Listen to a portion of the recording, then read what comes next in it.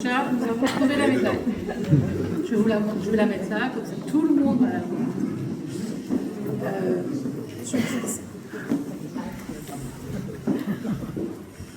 Mesdames, Messieurs, chers amis, cher Eddy.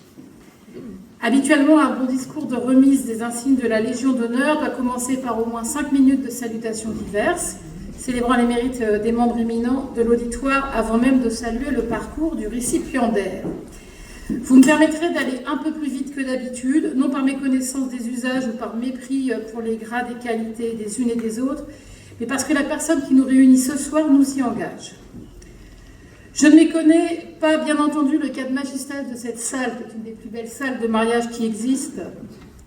Vraiment, c'est même pas pour faire plaisir ni au maire Patrice Bessac, ni à Gaillard le Shaker, mais je veux vraiment vous remercier pour votre hospitalité. Nous bénéficions, dans cette maison commune construite dans les années 30, d'un héritage public inestimable. Cet hôtel de ville, dirigé depuis près de 100 ans par un maire communiste, à une exception près, nous projette dans l'histoire d'Eddy. Celle évidemment de l'ancrage au sein de la culture communiste, celle du monde ouvrier, celle de l'espoir et des grands récits politiques. Je n'oublie pas non plus le grand nombre de visages de personnes ici présentes qui ont pris des responsabilités importantes dans le secteur du logement, et en particulier dans le secteur du logement social, ainsi que dans les politiques publiques. Vous avez toutes et tous porté une partie de l'histoire d'Eddy que la République a choisi d'honorer ce soir. Nous sommes ici, au-delà de nos différences, de nos divergences, de la diversité de nos histoires personnelles et politiques, conviés par Eddy. À quel titre ? La réponse que je voudrais formuler tient en quelques mots, sans doute anciens, mais qui ont encore une belle résonance. Sommes-nous des amis, des camarades, des compagnons, de route ou de table, des copains ? Sans doute un peu de tout cela en même temps. Et je précise tout de suite, au risque sinon d'être accusé d'user de la langue de bois, qu'entre camarades ou amis, avec Eddy, on n'hésite pas à discuter, à s'engueuler, à faire état de désaccords, avec ou sans le sourire d'ailleurs. Ça dépend du moment et des interlocuteurs. Car pour être honnête, pour un bon nombre de ministres, comme parfois pour malheureusement trop de bailleurs sociaux, les locataires sont vus comme des emmerdeurs, je mets des guillemets, des associations qu'on voudrait bien mettre de côté et qu'on hésite parfois à rencontrer. Pour ma part, j'ai toujours pensé qu'il était sain d'être en désaccord et de ne pas évacuer les antagonismes. Je crois même qu'un système démocratique doit vivre de cela et que c'est une chance d'avoir encore des associations qui relatent un autre point de vue, le leur, une autre opinion, et qui bouleversent la routine. C'est dans ce dialogue, qui peut être parfois rugueux, et chacun dans son rôle et dans ses responsabilités, que nous devons inventer et faire évoluer le mouvement HLM. Être en désaccord ou ne pas partager les mêmes solutions, ça n'a pas empêché les locataires, et la CNL en premier lieu, d'être extrêmement solidaires des bailleurs sociaux, que nous avons été victimes en 2017-2018 d'une série d'attaques politiques inédites et qui nous font encore extrêmement mal. Quand il a fallu, quand il faut régulièrement se battre contre celles et ceux qui veulent financiariser le logement social, vous répondez présent. Vous avez toujours été au rendez-vous de l'intérêt général sans rien lâcher de nos revendications habituelles. Il faut l'avouer tout de même, nous sommes ici entre gens un peu étranges, nous aimons le débat politique, nous aimons passionnément les politiques publiques. Il y a ici beaucoup de gens qui ne pourraient pas vivre sans transformer le réel. Et sans avoir le pouvoir de sonder le cœur de notre assemblée, je crois pouvoir m'avancer et dire que dans cette salle, chacune et chacun a décidé à un moment de sa vie de transformer ses colères, ses indignations, ses humiliations et ses hontes en un désir d'émancipation, de lutte, d'expression, d'action collective. Alors à présent, la question que je me suis posée quand il me l'a proposée, c'est à quel titre ai-je l'honneur et le plaisir de remettre à Eddy Jacquemart cet insigne, symbole de reconnaissance républicaine. Est-ce en ma qualité d'ancienne ministre du Logement et parce que la loi Égalité et Citoyenneté que j'ai portée en 2017 a consacré le financement des associations de locataires à hauteur de 2 €, mais Eddy, je rappelle, en tous les 3. Bon, mais à ce titre, cher Eddy, il y avait un grand nombre de ministres à ta disposition, alors il y en a eu beaucoup depuis. La liste s'est considérablement allongée ces dernières années. Autre piste, est-ce en ma qualité de présidente de l'Union sociale pour l'habitat, tu m'as proposé pour continuer de discuter, calcul des charges, élection de locataires, décrets, etc. Chacun pourra en juger. Plus sérieusement, Est-ce parce qu'il y a dans nos longues vies publiques, au-delà de nos divergences dans le jeu d'acteurs, des fils qui se tissent entre les gens qui se croisent, des fils d'amitié et de respect, des fils intimes aussi quand nos luttes personnelles et politiques s'entremêlent? Quoi qu'il en soit, je suis extrêmement honorée et très heureuse d'être parmi vous et de me tenir à tes côtés, chère Eddy. Alors, pour rendre hommage à Eddy Jacquemart et dire quelques traits de sa personnalité, je voudrais convoquer quelques mots. Des mots que vous allez peut-être trouver désuets, ringards, mais qui sont pour moi des mots très importants parce qu'en fait, ils datent de la période des grands récits politiques, avant que certains nous racontent que l'histoire était finie, puisque la lutte des classes n'était plus le moteur, etc., etc. Avec ces grands récits, on a jeté aux orties une idée centrale qui a structuré le monde ouvrier, les mouvements féministes, les luttes anticoloniales, et qui sous-entend toute l'autobiographie qu'Eddy a publiée, et que je vous invite à prendre à l'entrée, car j'ai vu qu'elle était là. Ce mot, c'est celui de l'émancipation. L'émancipation, pour certains, cela doit sonner comme un vieux tube des années 60. Pour ma part, je crois que ce mot recèle peut-être l'avenir de la gauche, si elle veut dépasser ses querelles de chapelle et ses débats byzantins. L'émancipation, qu'est-ce que c'est? C'est pour le Larousse l'action de s'affranchir d'un lien, d'une entrave, d'un état de dépendance, d'une domination, d'un préjugé. Eddy, je crois que c'est ton histoire. L'histoire d'un petit gamin rondouillard, c'est toi qui le racontes ainsi, de la classe ouvrière qui va devenir un adulte et parcourir le monde. L'histoire d'un garçon, le petit dernier, élevé par sa mère et ses sœurs, qui va prendre appui sur tout cet amour pour trouver son chemin dans la société. Et j'en profite pour saluer la présence de ta sœur parmi nous. L'histoire d'un habitant du quartier du Glacier à Dunkerque qui va s'engager et déjouer les assignations sociales. L'histoire d'un enfant qui connaît les violences intrafamiliales et transformera ses traumatismes en autant de raisons de lutter. L'histoire enfin d'un homme qui va, avec toute sa pudeur, mener une vie intime libre, sans regard pour les jalousies ou les médisances. Oui, Eddy, dans les mots anciens que nous devons transmettre, non pas comme des reliques ou des vieux disques vinyles, mais comme des viatiques pour transformer le monde, il y a cette idée d'émancipation que tu incarnes. Ce n'est pas le moindre de tes mérites que nous devons célébrer ce soir. Et je sais qu'on oppose souvent cette idée d'émancipation personnelle avec les luttes collectives dont tu es un représentant. Au contraire, ton histoire montre qu'on se réalise dans l'action de groupe et qu'aucune démarche politique ne doit abolir les désirs d'émancipation individuelle. Mais ton histoire, c'est aussi celle d'un autre mot, celui de l'égalité. Ce mot, il est inscrit au fronton de toutes les mairies, il est répété dans tous les discours. Mais il est comme la grand-mère qu'on installe en bout de table dans les déjeuners de famille pour surtout ne jamais l'écouter. Ce mot est bien souvent dévitalisé. Or, l'égalité, si elle est inscrite dans la loi, est un combat sans cesse renouvelé. Et l'égalité n'est pas une idée abstraite, c'est une idée située qui doit s'incarner. L'égalité, c'est de pouvoir trouver un logement, quel que soit son revenu, sa couleur de peau, son âge, son prénom. L'égalité, ça doit être de se promener tranquillement dans la rue, quel que soit son quartier, son genre, son orientation sexuelle. L'égalité, c'est de bénéficier du même engagement public selon ses besoins, qu'on soit un collégien de Seine-Saint-Denis, un ouvrier du Nord, un paysan de Haute-Garonne ou un retraité de l'Ouest parisien. Cette aspiration radicale à l'égalité, tu la défends depuis l'enfance. Tu la défends pour toi, comme usager, comme salarié et comme locataire, évidemment. Tu la défends ensuite avec et pour les autres tout au long de ta vie citoyenne. Et je veux saluer ici ton engagement sans faille.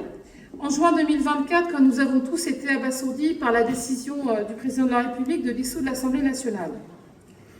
Quand certains ont alors trouvé le barrage républicain un peu vieillot, quand des centrales syndicales ont tergiversé à appeler un vote républicain, quand des associations ont eu du mal à se souvenir de leurs valeurs, toi, tu n'as jamais hésité.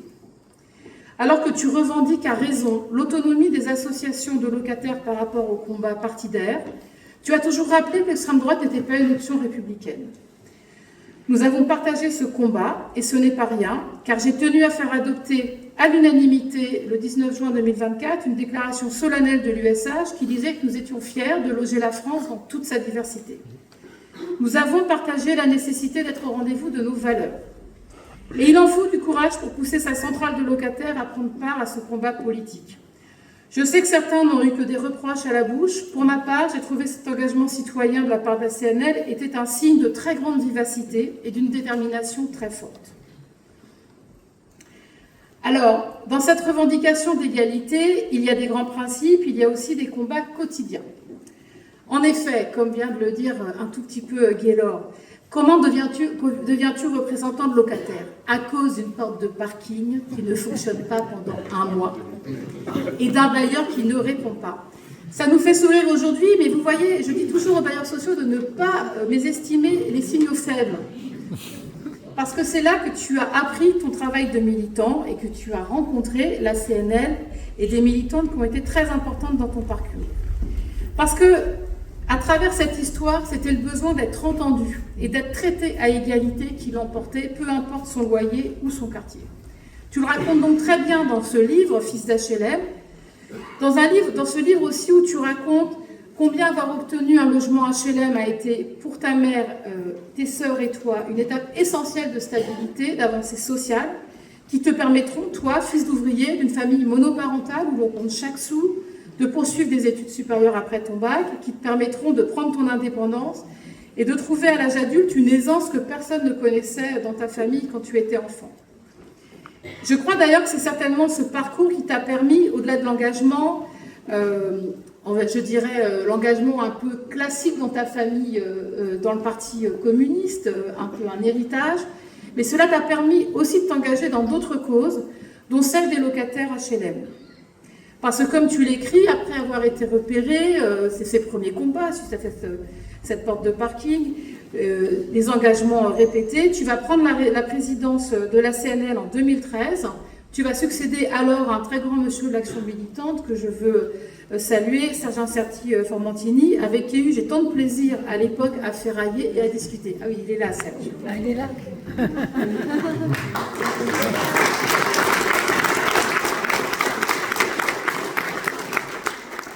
Car moi, j'ai eu la chance de faire mes premiers pas dans le logement avec Serge qui m'expliquait son point de vue. Je l'en remercie encore. Eddy, depuis près de 13 ans, tu es donc le visage et la voix au niveau national de la CNL, la Confédération nationale du logement, qui est un monument de la démocratie locataire et de la vie politique française. Vous êtes une vieille maison, si je peux parler ainsi, vous célébrez vos 110 ans en 2026, l'USH ne célébrera que ses 100 ans en 2029. Vous restez la première organisation représentative des locataires, avec une présence territoriale forte qui vous permet de parler de la diversité des situations dans notre pays. Dernièrement, vous avez mené un très gros travail d'audition et d'expertise pour défendre l'idée de la sécurité sociale du logement. Et à l'entrée, j'ai vu qu'il y avait aussi la production de ce travail. J'ai eu le plaisir de participer à ces échanges et de participer à vos réflexions. Vous êtes aussi sur le terrain, évidemment, aux côtés des locataires, à l'écoute de leurs besoins, en dialogue avec les bailleurs sociaux, et évidemment toujours présent au congrès HLM. Certains ministres se souviennent de votre art du sifflet, de votre sens du happening, de votre science du droit, de la capacité à être bien dans l'axe par où passent les personnes. Alors, on donne aussi les bonnes informations, si je peux me permettre, ça reste entre nous. Mais aussi cet art de l'interpellation quand, malgré les quelques interventions de l'USH pour prévenir les ministres qui vont en être victimes, votre capacité d'interpellation qui mène notamment à cet événement très important au Congrès de Strasbourg, je n'en parle pas plus car c'est très bien écrit dans le livre d'Eddy, mais qui rappelle vraiment ce qu'a été la position de la CNL au moment des premiers éléments de la loi Elan et notamment de la mise en œuvre de la RLS. À ce titre, vous faites partie du Congrès HLM, vous faites partie des légendes du Congrès HLM et nous trouvons absolument normal que vous ayez vos expressions à ce moment-là. De façon plus politique, vous avez aussi été d'indispensables partenaires lorsqu'un éphémère ministre du Logement a voulu, et d'ailleurs il continue un peu, construire sa visibilité politique en dénigrant les locataires HLM, en faisant d'eux des profiteurs, des nantis, voire des délinquants. Je ne citerai pas son nom, par principe. Appuyée sur plus d'un siècle de lutte, la CNL est donc encore bien là pour faire face aux enjeux de notre temps, ceux du télétravail, de la crise climatique, des enjeux écologiques, de la révolution démographique, de l'individualisation des parcours de vie. La CNL qui doit faire face également, comme de nombreuses organisations militantes, à la nécessité constante de se renouveler, de rajeunir ses troupes, de transformer ses façons de communiquer et peut-être un jour d'accueillir une femme à sa présidence. J'en profite, Ta mission se résume simplement être la voix des locataires, être celui qui rappelle la réalité d'un salaire, d'un loyer, des charges d'énergie, être celui qui doit faire des médiations, des interpellations aux élus comme aux bailleurs ou à l'État, et surtout qui rappelle combien, au quotidien, le droit au logement doit être soutenu. Enfin, le dernier mot que je voulais proposer pour décrire ton parcours, je l'emprunte encore au triptyque républicain. Ce mot, c'est celui de fraternité. La fraternité est encore plus difficile à faire vivre que l'égalité, parce qu'elle ne s'inscrit pas dans la loi. On n'oblige pas, sous peine de poursuite, les gens à se montrer fraternels les uns envers les autres. On n'oblige pas, à coup d'articles de loi, les gens à partager un repas, un moment, une discussion. Et pourtant, j'ai l'impression que c'est un fil conducteur de ta vie. Cette fraternité en milieu ouvrier, avec les militants politiques ou syndicalistes, tu l'as connue, tu en as bénéficié. Quand ta mère fuit les violences subies et qu'elle repart de rien avec tes sœurs. Quand elle fait grève plusieurs semaines et que le frigo est vide. Quand vous arrivez au glacier à Dunkerque, où tu as enfin ta chambre à toi et que ta barre HLM vit encore dans une grande diversité sociale et culturelle.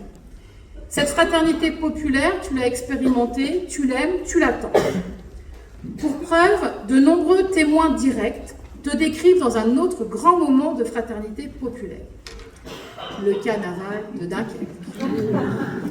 Alors, si certains d'entre vous ne connaissent pas, et ça veut dire qu'il faut réparer absolument cela, le carnaval de Dunkerque, c'est un espace hors du temps, ou plutôt un espace où vous oubliez le temps. C'est un moment de grand renversement, où chacun se déguise, change de genre, de catégorie sociale, où tout le monde se transforme, où porter la perruque est un boa est le minimum. Alors on a une collègue qu'on a dans son bureau, tu vois, mais on ne l'est pas venue avec quand même, parce qu'on on en a une autre à l'USH qui est très très carnaval. En tout cas, où chacun peut boire et manger à sa guise au fil des chapelles ouvertes nuit et jour dans toutes les maisons de la ville. Le chahut, le rigodon, le lancer de hareng, la course pour entrer dans la mairie, la danse et la musique partout. Voilà peut-être aussi une facette de toi que peu de gens connaissent. Voilà aussi ce que c'est que la fraternité populaire, la joie, l'excès, la solidarité, la générosité. Je crois que cet édit déguisé, fraternel, est toujours présent en toi. Alors même qu'on te connaît parfois rude dans la discussion, sérieux, tacticien. Je sais aussi que tu écoutes avec une grande attention, même si tu ne réponds pas toujours immédiatement. Je sais que tu prends au sérieux la confrontation démocratique et l'attention qu'on doit aux partenaires et aux citoyens. En 2020, d'ailleurs, tu as fait l'expérience de l'élection municipale dans une liste d'union aux côtés de Martine Aubry, pour qui j'ai une pensée amicale ce soir.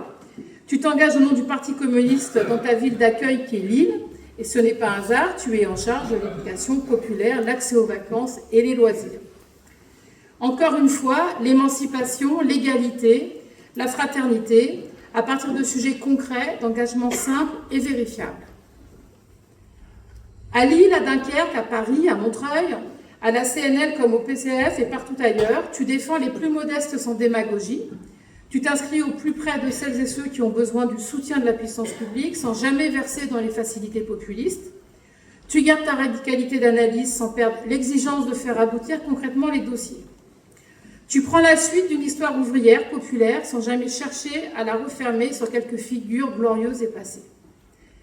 Je voudrais terminer ce discours en te disant que notre pays s'honore de parcours comme le tien et que notre société a besoin d'accueillir les forces vives des quartiers populaires au plus haut niveau de ses entreprises, de sa haute fonction publique, du Parlement, dans les universités et plus seulement uniquement dans les stades.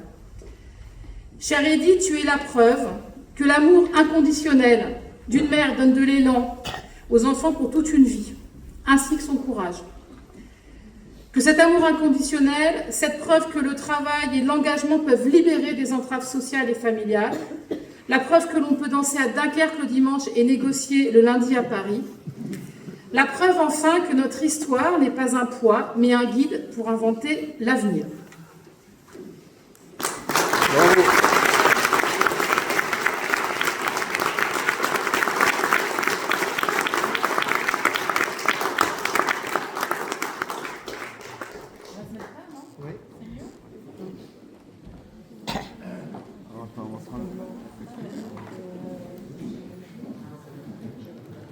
Alors, 2 secondes. j'attends. Bien. C'est bon.